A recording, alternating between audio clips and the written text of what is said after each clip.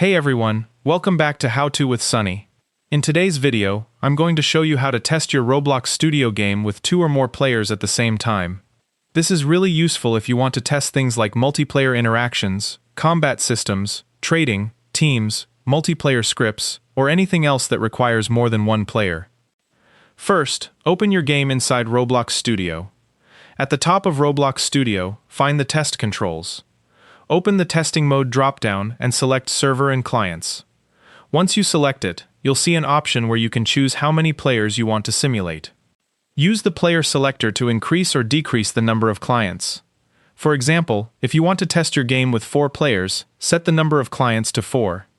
Roblox Studio allows you to simulate multiple players, so choose the number you need for your test. Once you're ready, click Play. You can also press F7 to start the Server and Clients test. Roblox Studio will now launch one local server and separate client windows for each simulated player. Give it a few seconds for all of the windows to open. Each client window represents a different player inside your game. You can switch between the different windows to control each player individually. For example, you can use one player to test a trading request and another player to accept it.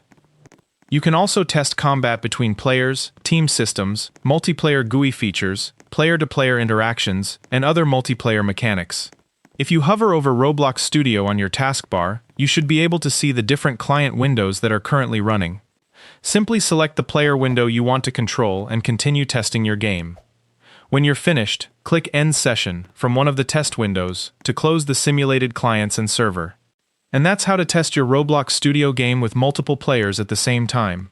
If you found this video helpful, make sure to like the video and subscribe to How To with Sunny for more quick and easy tutorials.